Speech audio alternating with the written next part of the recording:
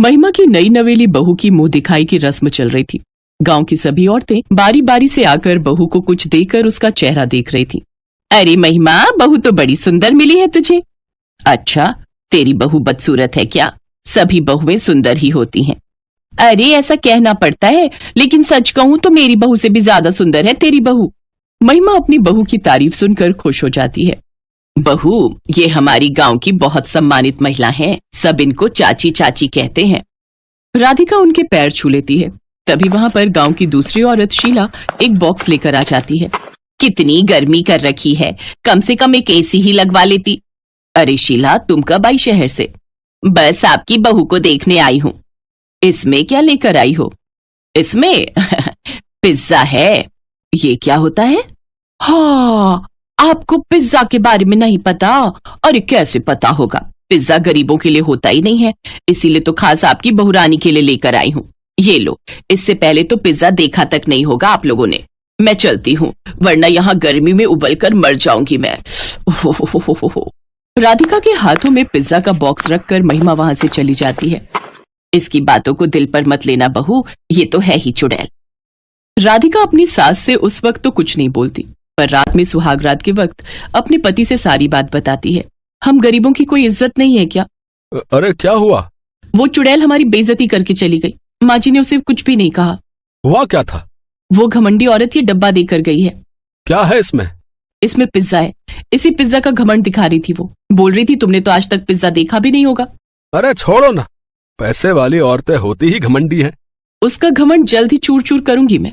राधिका वो पिज्जा वाला डब्बा वहीं रख देती है। उसे खाती नहीं है, बल्कि खिड़की से घर के पीछे वाले खेत में फेंक देती है। अगले दिन राधिका अपनी सास के साथ बाजार में जाती है और तभी वहां पर शीला उन दोनों को देख लेती है। शीला के साथ उसकी सहेलियां भी थी। अरे अम्मा, कहाँ पैदल घूम रही हो बहू को लेकर? अरे कहीं नहीं शीला, सोचा बहू को अपने गांव की मार्केट घुमा दो। हाँ, घुमाना ही सही रहेगा, क्योंकि अगर आपने कुछ भी खरीदा तो आपका घर बिक जाएगा। शीला अपनी सहेलियों के साथ ठहाके मार मार कर हंसने लगती है। वैसे राधिका, हाँ बोलो, तुमने वो पूरा पिज्जा खाया था या 1 महीने तक थोड़ा थोड़ा करके खाओगी? शीला अपनी सहेलियों के साथ एक बार फिर जोर जोर से हंसने लगती है। इस तरह किसी की गरीबी पर नहीं हंसते। तो तुम लोग भी अमीर बन जाओ और लोगों पर हंसो। किसने मना किया है? डॉक्टर ने तो कहा नहीं है कि गरीब ही रहो, है ना?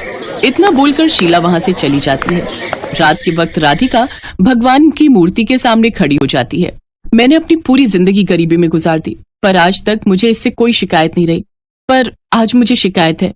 अरे बहू, जल्दी से खाना लगा दे, क्या कर रही है तू? बस आ रही हूँ माँ। राधिका अपनी सास के बुलाने पर वहां से चली जाती है और सबको खाना परोसने लगती है। माँ जी, कल आप मेरे साथ उस चुड़ैल के घर चलना। ये सुनते ही राधिका का पति चौंक जाता है और बोलता है, अरे राधिका, तुम कोई तंत्र मंत्र सीख रही हो क्या? ये आप कैसी बातें कर रहे हैं? अरे अभी तुमने ही तो माँ से कहा कि कल उस चुड़ैल के घर चलना। आप तो कुछ करोगे नहीं, तो मुझे और सासू माँ को मिलकर ही कुछ करना पड़ेगा। अब अरे क्या करना पड़ेगा, मुझे भी बताओ कि आप दोनों के बीच आखिर क्या खिचड़ी पक रही है भाई? इससे पहले कि राधिका कुछ बोल पाती, उसकी सास महिमा बोल पड़ती है। अरे बेटा, वो शीला है ना, जब देखो तब बहू को गरीबी के ताने मारा करती है। तो इसमें कौन सी बड़ी बात है? पूरा गांव उसके घमंड से परेशान है।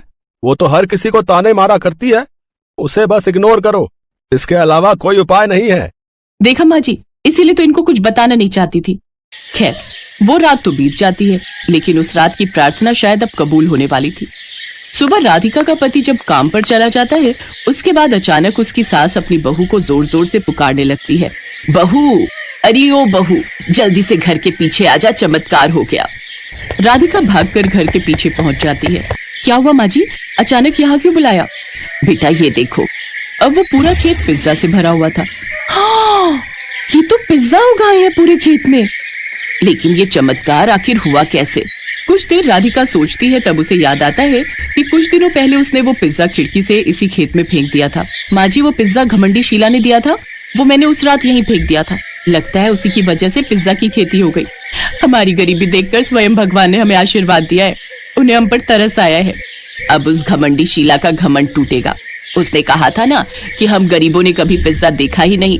आज देख लो, हमारे पास इतना पिज्जा है कि हम पूरे गांव को खिला सकते। दोस्तों, एक राजा था और राजा के पास एक सुंदर सा आलीशान महल था। और उस महल के अंदर एक सुंदर सा बगीचा था। उस बगीचे के भीतर एक खूबसूरत सा अंगूर का पेड़ था। एक चिड़िया वहां आती थी और रोज अंगूर खा जाती थी, लेकिन दिखती थी कि चिड़िया मीठे मीठे अंगूर तो खा जाती थी और खट्टे खट्टे अंगूर नीचे गिरा देती थी। यह सिलसिला काफी दिनों तक चलता रहा, लेकिन इस दृश्य को बगीचे का माली रोजाना देखता था। उसने उस चिड़िया को सबक सीखने के काफी प्रयास भी किए, लेकिन वह हर प्रयास में विफल रहा, क्योंकि चिड़िया बहुत ही ज्यादा समझदार थी। आखिरकार चिड़िया से परेशान होकर बगीचे का माली राजा के पास गया और राजा को बोला, हमें एक निवेदन है, हमारे बगीचे में जो अंगूर की बेल लगी है उसे खतरा है।